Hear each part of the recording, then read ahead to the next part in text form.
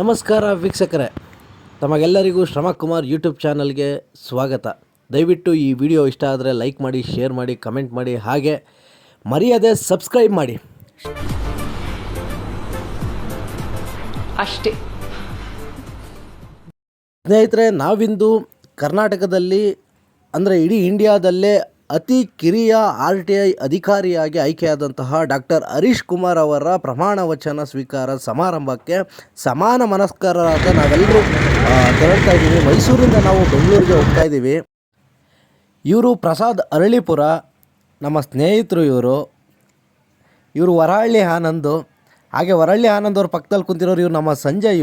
ಇವರೆಲ್ಲ ಮಾನಸ ಗಂಗೋತ್ರಿನಲ್ಲಿ PhD ಮಾಡ್ತಾಯಿದ್ರು. ಇವರು ಮಹೇಶ್ ಅಂತ ಹೇಳಿ ಬೆಟ್ಟದಪುರದಲ್ಲಿ PT ಟೀಚರ್ ಆಗಿದ್ದಾರೆ. ನೋಡಿ, ಇವರೆಲ್ಲರೂ ಕೂಡ ಡಾಕ್ಟರ್ ಹರೀಶ್ ಕುಮಾರ್ ಅವರ ಸ್ನೇಹಿತರು. ಹಾಗಾಗಿ ನಾವೆಲ್ಲ ಅವರ ಸಮಾರಂಭಕ್ಕೆ ಹೋಗ್ತಾ ಇದ್ದೀವಿ.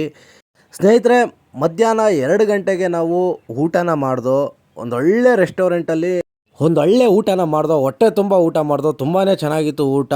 ಆ ಹೋಟ್ಲ್ ಹೆಸರು ಶ್ರೀನಿಧಿ ಸಾಗರ್ ಅಂತ ಹೇಳಿ. ನಾವು ಊಟನ ಮುಗಿಸಿ ಮತ್ತೆ ನಮ್ಮ ಪ್ರಯಾಣನ ನಾವು ಶುರು ಮಾಡ್ದೋ ಬೆಂಗಳೂರು ಕಡೆ. ನಮ್ಮ ಡಾಕ್ಟರ್ ಹರೀಶ್ ಕುಮಾರ್ ಅವರ ಸಮಾರಂಭಕ್ಕೆ ನಾವೆಲ್ಲರೂ ಹೊರಟು ಮೈಸೂರಿಂದ ಬೆಂಗಳೂರು ತಲುಪೋಷ್ಟೊಳಗೆ ಸಂಜೆ 4:15 ಆಗಿತ್ತು. ನಮಗೆಲ್ಲ ಪಾಸ್ ಬೇಕಾಗಿತ್ತು. ಪಾಸ್ ಇಲ್ಲ ಅಂತಂದರೆ ನಾವು ರಾಜಭವನದೊಳಕ್ಕೆ ಹೋಗ್ಲಿಕ್ಕಾಗಲ್ಲ. ಹಾಗಾಗಿ ಪಾಸ್ಗೋಸ್ಕರ ವೆಯ್ಟ್ ಮಾಡ್ತಾಯಿದ್ದೋ. ಕೊನೆಗೂ ನಮ್ಮ ಕೈಗೆ ಪಾಸ್ಗಳು ತಲುಪ್ದೋ. ನೋಡಿ, ಇದೇ ಆ ಪಾಸ್. ಈ ಪಾಸ್ ಇಲ್ಲ ಅಂತಂದ್ರೆ ನಾವು ಯಾರಿಗೂ ಎಂಟ್ರಿ ಸಿಗಲ್ಲ. ನಮಗೆಲ್ಲ ಪಾಸ್ ಸಿಕ್ತು. ಒಳಗಡೆ ಹೋದೋ. ರಾಜಭವನ ಇದು. ರಾಜಭವನ ನೋಡಿ ಹೆಂಗಿದೆ. ಹಾಗೇ ತಿರುಗಿಸಿದರೆ ಕ್ಯಾಮ್ರಾನ ಅಲ್ಲಿ ಕಂಡ್ರು ನಮ್ಮ ರಂಗಣ್ಣ. ಈ ಒಂದು ಅದ್ಭುತವಾದ ಕ್ಷಣಕ್ಕೆ ಭಾರತವೇ ಸಾಕ್ಷಿಯಾಗಿದೆ. ಈ ಕಾರ್ಯಕ್ರಮಕ್ಕೆ ರಂಗಣ್ಣನೂ ಸಾಕ್ಷಿಯಾದರು. ನೋಡಿ, ರಾಜಭವನ ಇದು. ಇವರೇ ನಮ್ಮ ಡಾಕ್ಟರ್ ಹರೀಶ್ ಕುಮಾರ್ ಅವರು, ಇಂಡಿಯಾದ ಅತ್ಯಂತ ಕಿರಿಯ RTI ಆಯುಕ್ತರು ಇವರು. ನೋಡಿ, ನಮಗೆಲ್ಲ ತುಂಬಾ ಹೆಮ್ಮೆಯ ಮತ್ತು ಗೌರವದ ವಿಚಾರ ಇದು. ನಮ್ಮ ಹರೀಶ್ ಕುಮಾರ್ ಅವರಿಂದ ನಮಗೂ ಕೂಡ ರಾಜಭವನದ ಒಳಗೆ ಎಂಟ್ರಿ ಸಿಕ್ತು. ರಂಗಣ್ಣವರು ಕೈ ಬೀಸಿ ಎಲ್ಲರೂ ವಿಚಾರಿಸ್ಕೊಳ್ತಾ ಇದ್ರು. ಇನ್ನೇನೋ ಕಾರ್ಯಕ್ರಮ ಶುರುವಾಗುವಂಥ ಹಂತದಲ್ಲಿದೆ. ನಮ್ಮ ಡಾಕ್ಟರ್ ಹರೀಶ್ ಕುಮಾರ್ ಅವರು ನಮ್ಮೆಲ್ಲ ಗೆಳೆಯರನ್ನ ಯೋಗಕ್ಷೇಮನ ವಿಚಾರಿಸ್ಕೊಂಡ್ರು.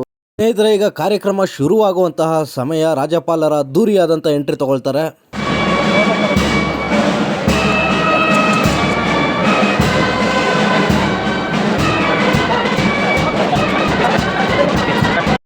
ಸ್ನೇಹಿತರೆ, ನೋಡಿ, ಈಗ ಕಾರ್ಯಕ್ರಮ ಶುರುವಾಯಿತು.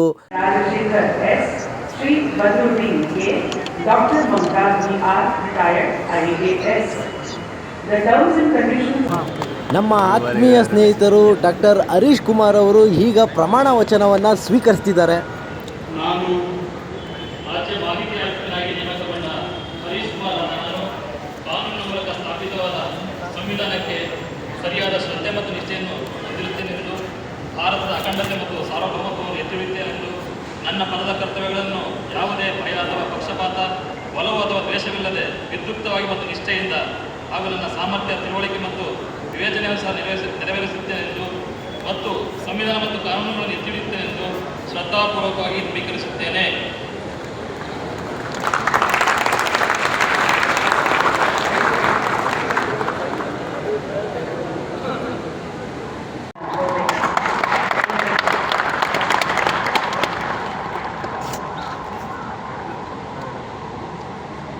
ರಾಜ್ಯಪಾಲರು ಹಾಗೆ DK ಶಿವಕುಮಾರ್ ಅವರು ಹೂಗುಚ್ಛನ ಕೊಟ್ಟು ಡಾಕ್ಟರ್ ಹರೀಶ್ ಕುಮಾರ್ ಅವರಿಗೆ ಶುಭ ಹಾರೈಸಿದರು. ಸ್ನೇಹಿತರೆ, ಎಲ್ಲ ಆಯುಕ್ತರುಗಳ ಪ್ರಮಾಣ ವಚನ ಸ್ವೀಕಾರ ಮುಕ್ತಾಯ ಆಯಿತು. ಕೊನೆಗೆ ಎಲ್ಲರ ಒಂದು ಗ್ರೂಪ್ ಫೋಟೋ ಕೂಡ ತಗೊಂಡು ಕಾರ್ಯಕ್ರಮನ ಮುಕ್ತಾಯಗೊಳಿಸಿದ್ರು. ಕಾರ್ಯಕ್ರಮ ಮುಕ್ತಾಯಗೊಂಡ ಮೇಲೆ ರಾಜ್ಯಪಾಲರು ರಾಜಭವನದ ಒಳಗೆ ಹೋಗ್ತಾ ಇದ್ದಾರೆ. ನೋಡಿ, ಅವ್ರ ಹಿಂದೆ ಪೊಲೀಸವರು, ಗನ್ಮ್ಯಾನ್ ಎಲ್ಲ ಹೋಗ್ತಿದ್ದಾರೆ.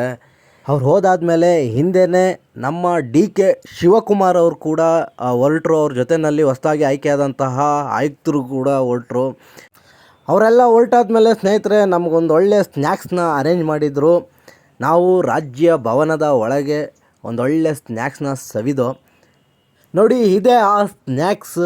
ತುಂಬಾ ರುಚಿಕರವಾಗಿತ್ತು. ಅದ್ರ ಜೊತೆಯಲ್ಲಿ ಅದು ಮುಗಿದ ಮೇಲೆ ಒಂದು ಒಳ್ಳೆ ಕಾಫಿ ಮತ್ತು ಟೀ ಕೊಟ್ಟರು. ಇದು ಸ್ನೇಹಿತರೆ ಇವತ್ತಿನ ವ್ಲಾಗ್. ಈ ವ್ಲಾಗ್ ನಿಮ್ಗೆಲ್ರಿಗೂ ಇಷ್ಟ ಆಗಿದರೆ ದಯವಿಟ್ಟು ಲೈಕ್ ಮಾಡಿ, ಶೇರ್ ಮಾಡಿ, ಕಮೆಂಟ್ ಮಾಡಿ, ಹಾಗೆ ಮರೆಯದೆ ಸಬ್ಸ್ಕ್ರೈಬ್ ಮಾಡಿ ಸ್ನೇಹಿತರೆ. ಎಲ್ರಿಗೂ ಧನ್ಯವಾದಗಳು.